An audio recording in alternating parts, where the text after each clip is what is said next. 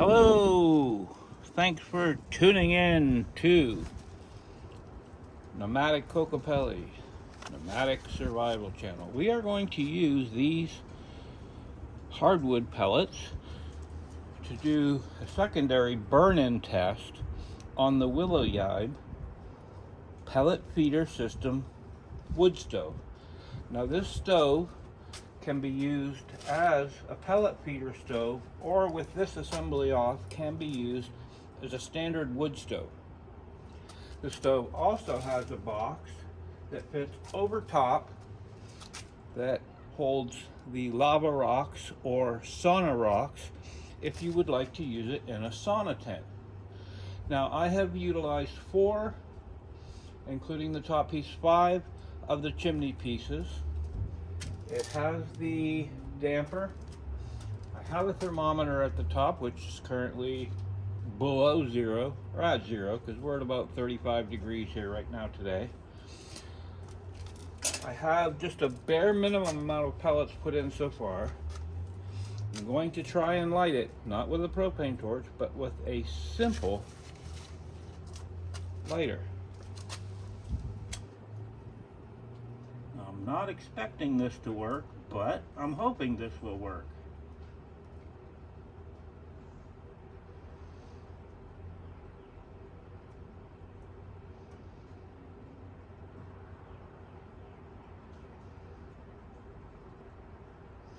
I have cheated and put a couple of little pieces of cardboard in just to maybe help it get started. Pieces similar to this, to which I may add just a couple more in there to see if it helps to ignite.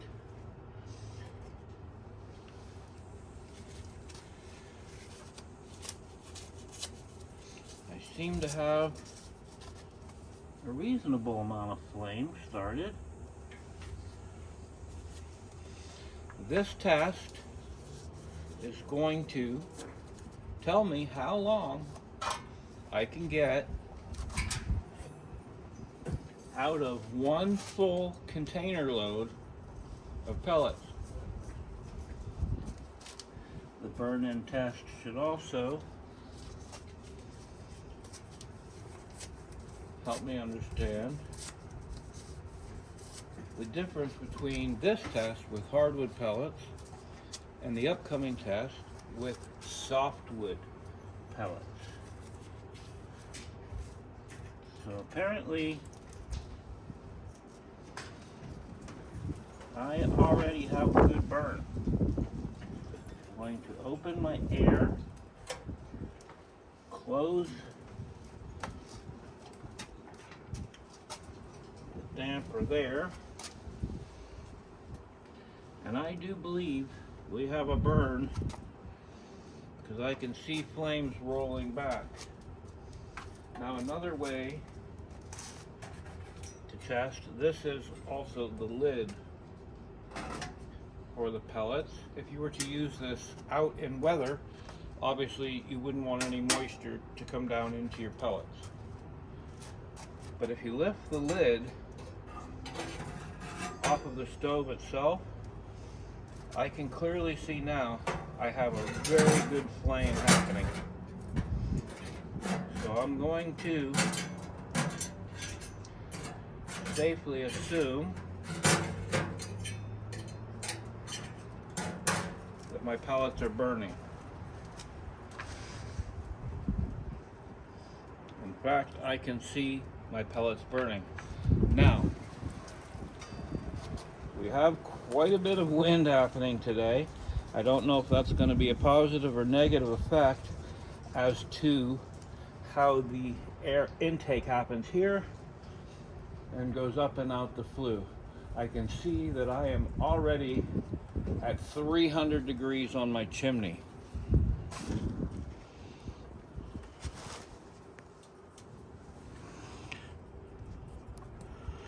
I will momentarily raise the camera to show you the top of the chimney.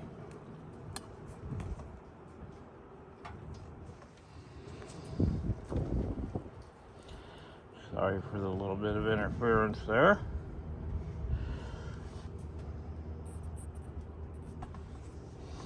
I want to make sure that you can clearly see the burn chamber.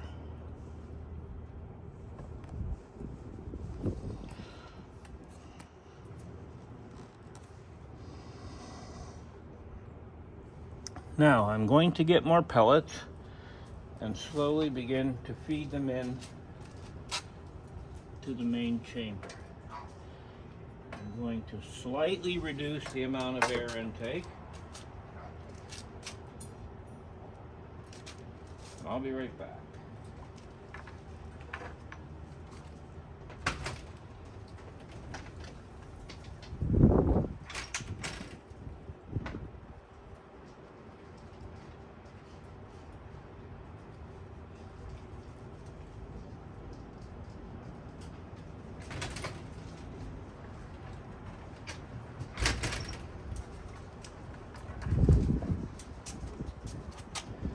Here I'm putting in 1 pitcher full.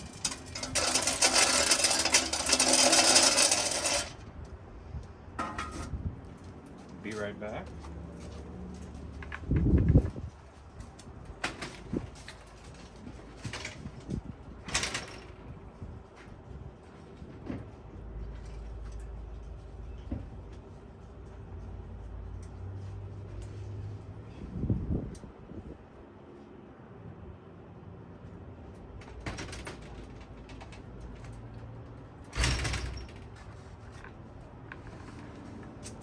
Here we have a second pitcher full.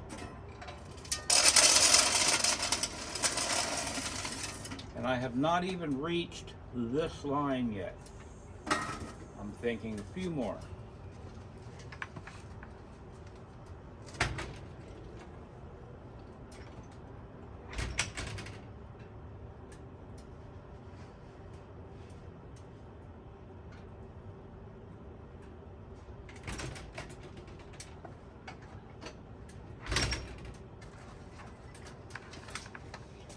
Here I have the third pitcher full of hardwood pellets. We're going to keep going.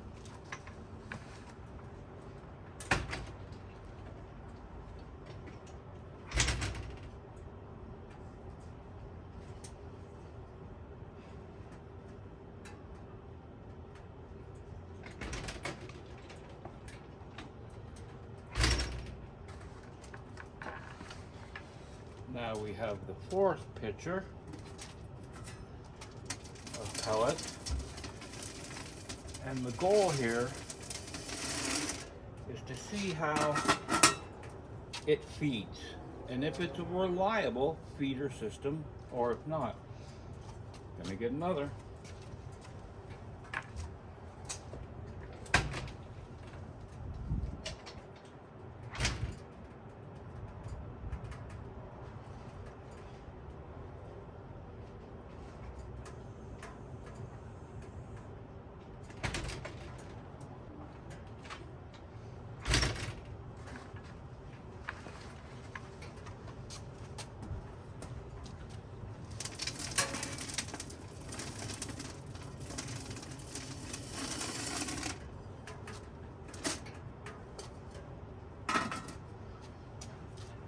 We're going to keep going.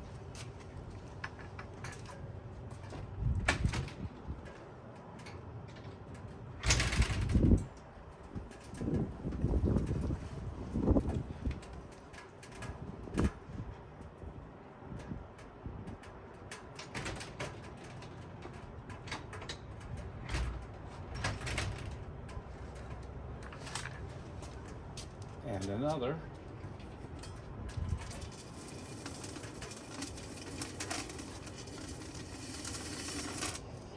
Now I'm about 1/3, barely 1/3 of the way up. I'm going to do one more pitcher.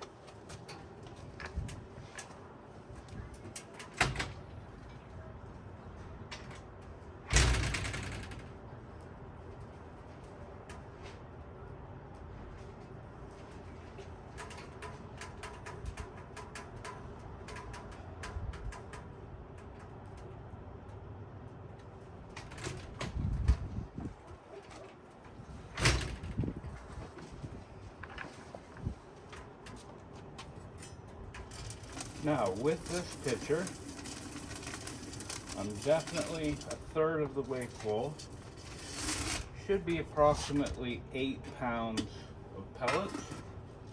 I don't want to overload it because I don't want to overload the box where the ashes go. I want to see how it handles. Now, looking at my temperature, I'm at 650 degrees. This is probably too high for what you'd want to burn inside of a tent. My chamber box is cold. My stove is throwing immense amount of heat. I wouldn't dare want to touch that. I'm going to turn my damper about 20%.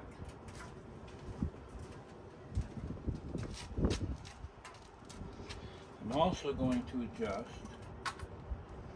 my air intake, which I haven't even locked down. They provide this nice little device that allows me to close it securely. You definitely wouldn't want that to open and everything to come flying out ass over kidtle, right? Okay. And a second lock there, which has me fully closed, or about fully closed.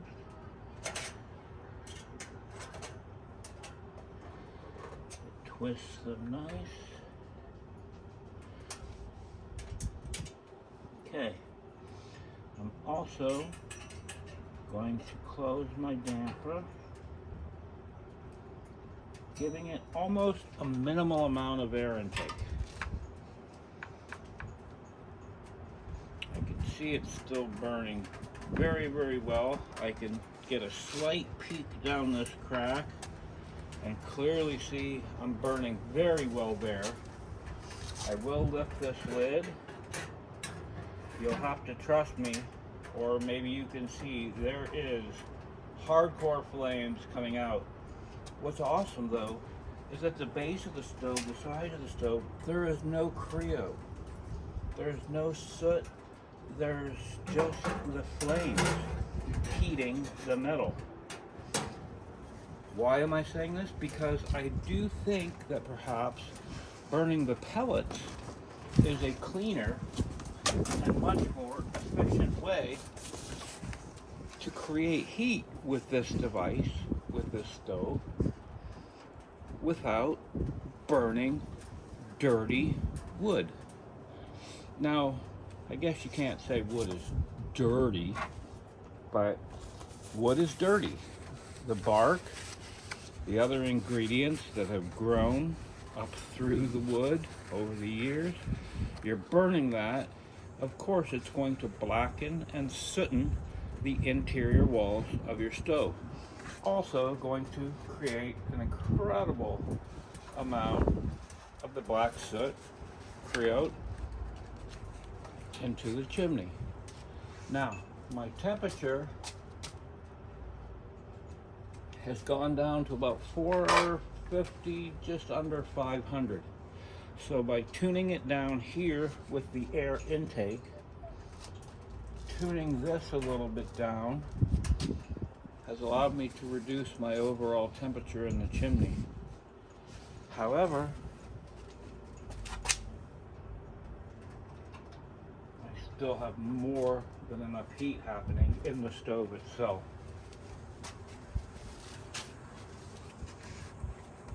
So the goal now, ice cold to be able to check. I see no movement. Now it's just a matter of timing how long that will last.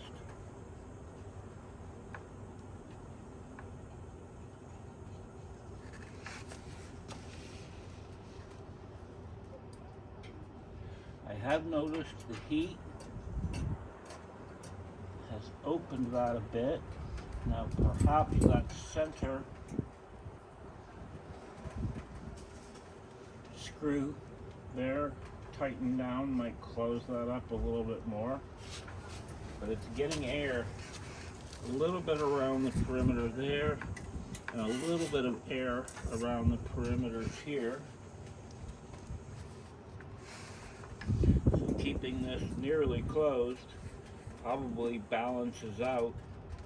It's getting air from other locations, so why do I need to open that fully? I don't. The other thing that I want to know from this test is the consistency of burn.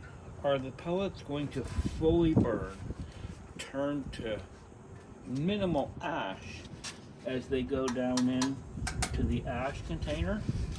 Or are they going to show some partially burned pieces? Now, if it was to burn them partially and they drop through, that wouldn't be good. You'd only be utilizing 50%, 60% of your material. You want to utilize at least 99%, if not 100% of your material. Now, I cheated and yesterday did a small burn-in with just this tiny little area here filled with pellets, and it barely put a half-inch layer of ashes into the ash pan. So I'm going to guess that it's not going to overload it. Now, there's also a tray there that is for if you're burning it as a wood stove, and that ash container. However, those ashes should not overload from here into there because they're not connected. I can still see it burning, and we are right about 475 at the top of the chimney. The other thing I noticed is that it's burning so clean. I know from burning in other wood stoves that with regular wood, even if you buy hardwood from gas stations or side of the road farmer locations that is good seasoned hardwood, it still puts out a lot of dirty smoke, and we're getting none of that. In fact, there is almost zero smoke. I can see a hint of discoloration coming from the top, but there is pretty much zero smoke coming from this. The other thing that was important about this burn-in test was letting the heat expand, burn in all of these parts to see if thereafter they will still fit together correctly. For starters, if they disform, obviously there is discoloration, but this is true 304 stainless. I actually had a metallurgist look at it and verify that he thought this was indeed true 304 stainless. The other great part were the chimney parts itself, and they were thick enough. They are not collapsible by hand as many other stoves you might buy would be. They're pretty stiff. Could you get thicker? I'm certain you could.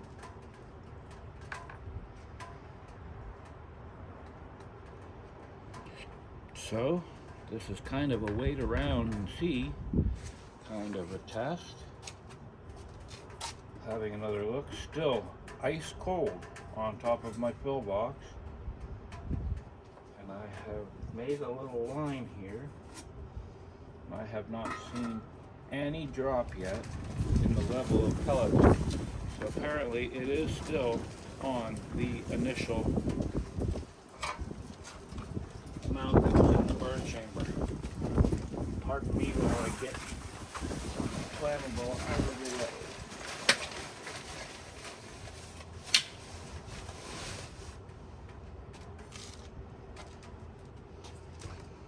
I have to say, between what I've learned last night and what I'm seeing right now, that this stove is very, very efficient. The only other competitor to this, which is the Willowybe, is the green machine, the green stove with the green machine pellet feeder, which sits on top of the stove directly, which I find not as efficient, because with the green machine and the pellet feeder being directly over the square hole provided on top of the stove, putting your ashes directly into your stove. What is that going to cause? More soot, create more dirt, more debris inside of the burn chamber, this square part itself. However, with this stove, the burn chamber, as you can even see from the coloration, is all in this square, and the ash chamber below it. The ash chamber has no discoloration, so I'm assuming and guessing it's not hot or throwing any kind of hot coals down in there. Everything burning is happening here and throwing flames only backwards, up and out. Exactly what you'd want from a pellet fed stove. Now my temperature I'm going to play with. That's a little warm, but the tool again works. I'm going to take it down to about 30-degree angle. Just turning the burn down a little. A little less flow out means a little less air suction in, which should make the overall endurance lengthier.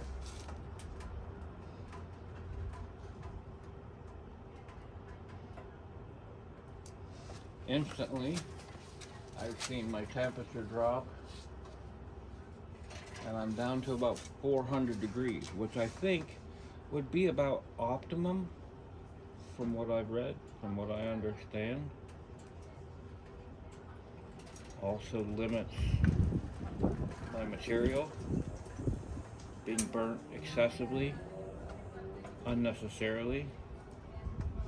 Keep in mind that the idea for this stove is to be inside of my tent, my yurt, obviously going through a tent stove jack, but getting as long as I possibly can out of my material. You can buy many other stoves, winter well stoves.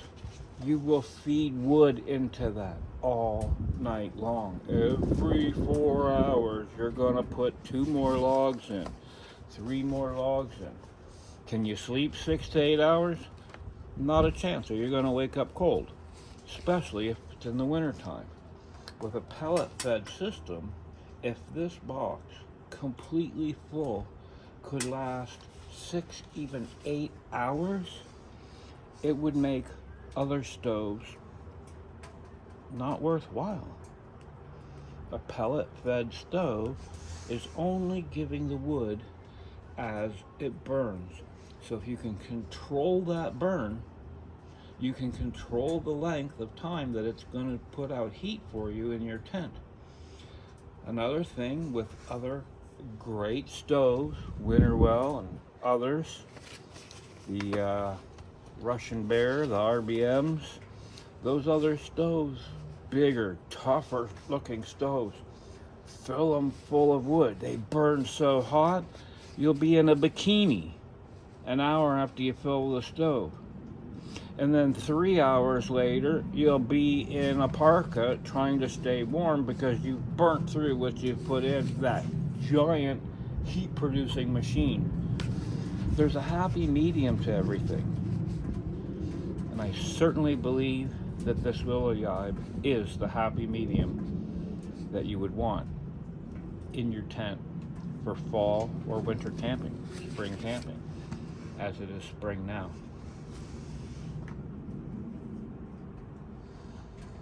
25 minutes into the burn, still ice cold on top of our fill lid, and I have seen maybe an inch, not quite an inch. Burn through. So I don't want to keep a YouTube video going for more than 30 minutes. We're 30 minutes into this. What I will do is update and let you know how long it burned. I filled it to just above that line there with pellets. The pellets dropped to there. I'm going to guess about 8 pounds of pellets. So let's see about how long 8 pounds of pellets last. Now, a 40-pound bag of hardwood pellets at Canadian Tire costs $8. So we'll do that calculation in the end and see how much it would cost you per night to stay warm. If you can stay warm for less than $2 or $3 a night, I'd say it's a win-win. On that note, we're going to pause the video here. Thank you so much. Please subscribe to the channel. Nomadic Cocopelli signing off for now.